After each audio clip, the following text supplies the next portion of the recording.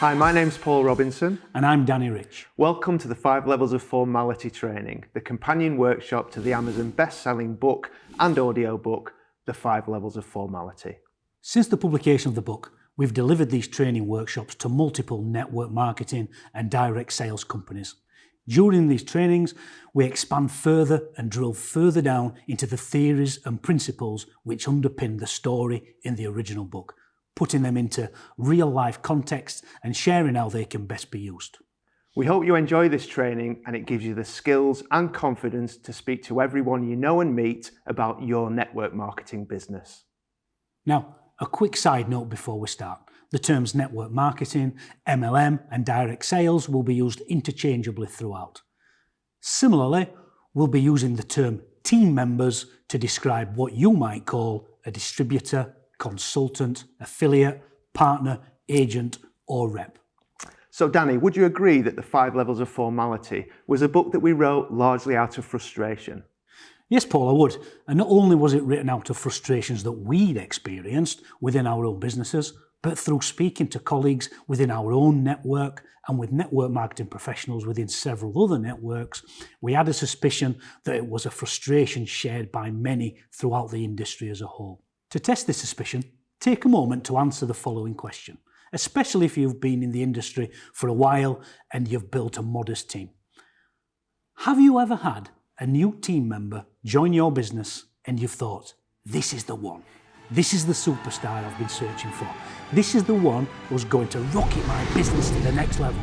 Only for within a few short days, weeks, if you're lucky, they've disappeared completely off the radar, inactive in their business and not returning your calls and messages. Now generally, when we ask this question, the vast majority of people nod in agreement or raise their hand.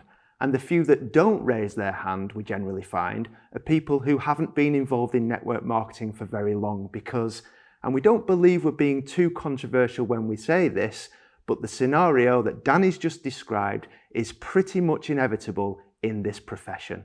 When we then follow up by asking whether they feel deep down that these people could still be massively successful at this business if only they'd stuck at it for longer, the vast majority of people say yes.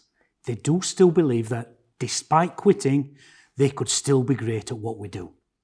And this highlights our aforementioned frustration and the reason why we wrote the 5 Levels of Formality. We passionately feel that in network marketing, we lose too many good people too early.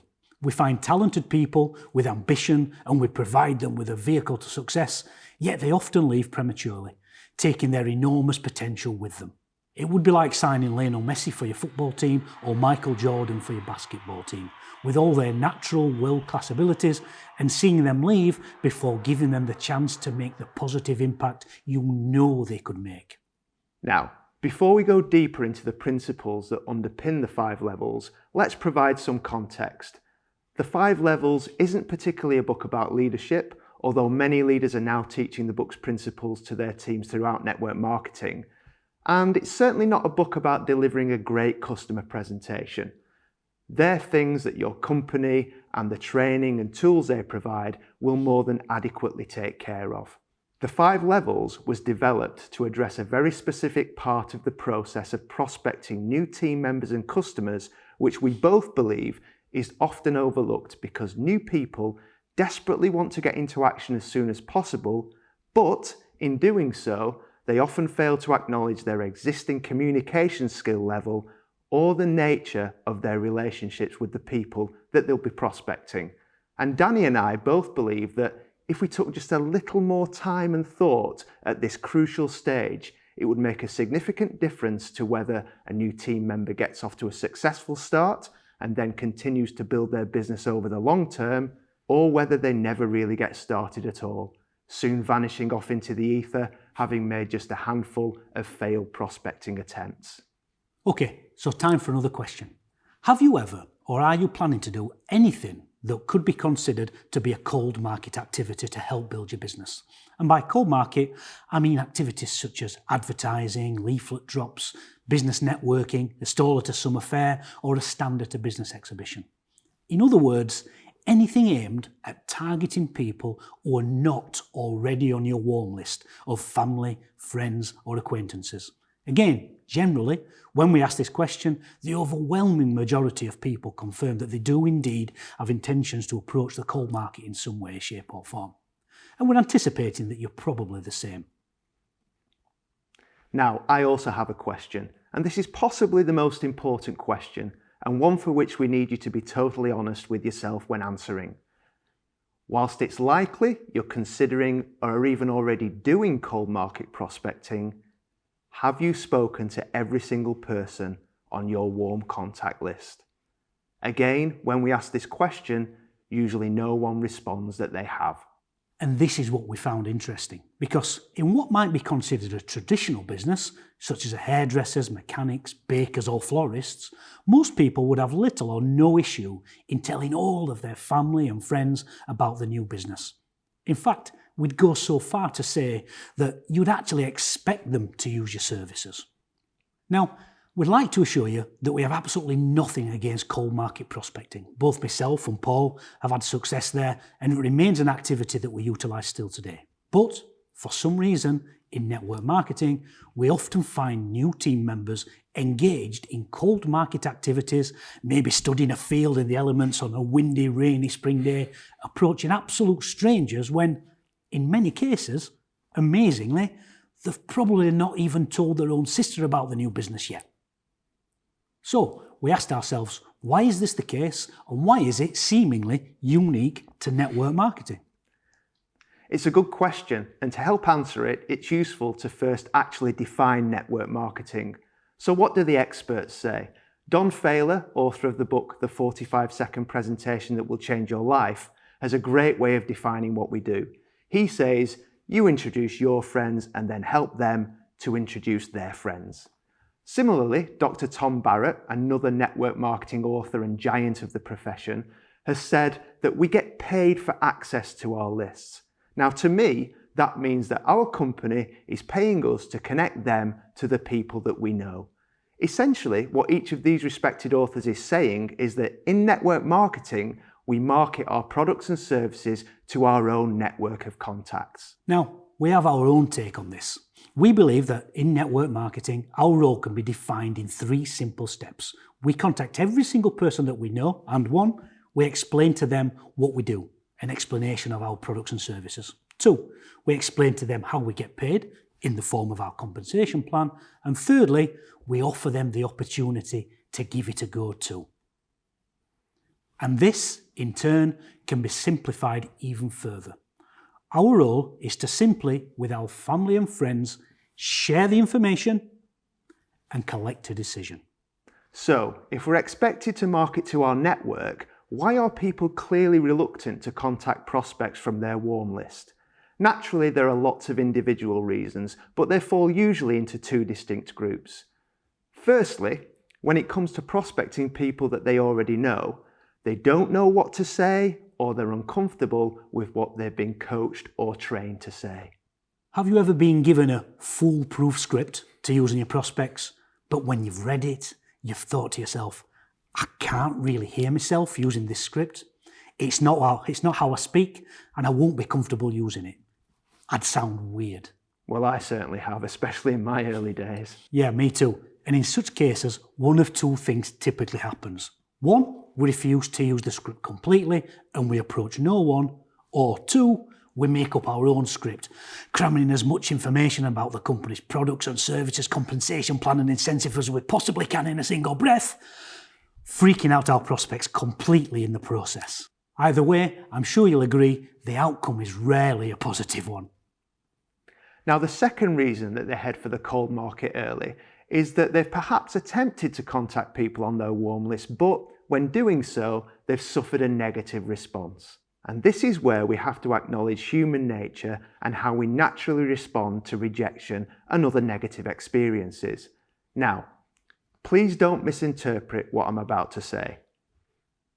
It's extremely useful, even crucial, to have dream boards, affirmations, and our goals written down to help inspire us to take action. And there is absolutely 100% a place for each of those in network marketing. But the truth is, fundamentally, when we're looking for inspiration and motivation to take action, It's not the size of our goals or the number of times we've affirmed something to ourselves in the mirror that morning that's the overriding reason that we take action. We take action based on how we feel about the action we're about to take. If you feel good about the action, it's much more likely that you'll follow through. If you don't feel good about the action you need to take, it's highly likely you won't take it. Think about this and apply it to prospecting. If a new team member is attempted to prospect a friend or family member or anyone else from their warm list, and the outcome of doing so was rejection, resistance, and sometimes even ridicule, it's fair to say that they're probably not going to feel great about it. And how likely is it that they'll want to willingly put themselves back into the same situation of approaching people from their warm list if they fear that the outcome is highly likely to be the same? You can imagine, can't you, that it won't take too many experiences like this for them to start looking to the cold market if it doesn't cause them to quit completely. And it's at this stage that you start to hear things like, "Danny, I'm going to put this on the back burner for a while. I've just got really busy in my day job." Or, "I'm not sure this business is for me, you know. I've spoken to everyone and no one's interested." And this is where we get to the real crux of the matter. Fact is, rejection from a family member or friend is infinitely more devastating than rejection from a stranger. In my own experience, the rejections that stand out most vividly are the ones from family members, friends and work colleagues. Yet, they're massively outnumbered by rejections I've received from strangers, few of which I can even recall. So it's understandable that new team members, faced with having to suffer the inevitable rejection that network marketing brings, they feel much more comfortable taking this rejection from strangers rather than their family and friends whose opinion they ask and whose approval they seek. You see, with regards to our warm list, we may not even actually respect the business opinion of many of them, but because we're fundamentally social, emotional, family-oriented human beings, we constantly seek their approval. I know that when we finished our book, The 5 Levels of Formality, the first person I wanted to read it was my mum. Now, she's not an author, an English teacher, or book critic, but I sought her approval anyway, even as a 41-year-old grown man. So, with this in mind, it's unreasonable and unrealistic to expect new team members to completely disregard the opinions of their family and friends and to not be hurt if they encounter rejection, ridicule, and criticism from these people. So we must empathise with these natural responses and give them the best chance right from day one to get their business presentation, in whatever form that might be, in front of their warm list with minimal danger of rejection, resistance or ridicule. So, if network marketing is building a business through our warm contacts, yet as we've agreed, rejection from those very same people is many times more devastating than from a stranger, we're sure that you'll agree that it would be useful to learn some simple communication skills that go a long way to minimising rejection. The 5 Levels of Formality was developed with 2 key understandings that you should keep in mind whilst you're watching. Firstly, mindset. As Danny stated a moment ago, we both believe that our role in network marketing is simply to share the information and collect a decision. Yes, totally. And we also believe that the more you can prospect with this mindset of sharing the information and collecting the decision, the more successful and less vulnerable to the effects of rejection you're going to be. To help with this, we often use our analogy of the helium balloons. Imagine that your government has brought in a brand new law stating that every adult had to carry around with them at all times either a red helium balloon or a green helium balloon. You would carry a red balloon if you were not interested at looking at alternative ways of making money, and a green balloon if you were interested and open to looking at new income opportunities. As a network marketer, how easy would this make our life? Imagine walking through your local town and everyone was carrying their respectively coloured balloons. You'd be able to let the people carrying the red balloons pass by, yet you could confidently approach the people who are green balloons, safe in the knowledge that they were open to at least looking at your opportunity. You'd not be in the slightest bit offended or disheartened at the people carrying red balloons because you'd be far too focused on finding green balloons amongst the crowd. Now, unfortunately, until either myself or Paul become Prime Minister of the UK, this law is unlikely to be passed. But we've got good news for you. Everyone is already carrying a balloon. The only drawback is that you can't see it. So instead, you have to actually speak to them to ask them to find out what colour balloon it is. Just a question such as, if I could show you an alternative way of making money without affecting your current job, would you be interested in looking at it? That would be enough to find out which colour balloon they're figuratively carrying. And remember, we're not in the game of changing red balloons to green. I agree. It's important to remember that we're not looking to convince or convert people. We're looking for people who are already open to looking at an opportunity like ours. Simply, as you easily would do if people were actually carrying balloons, you just let the red ones go without letting it negatively affect you. You've got enough on your plate approaching the green balloon carriers to be overly concerned about them. As we've already stated, our role is simply to share the information and collect a decision.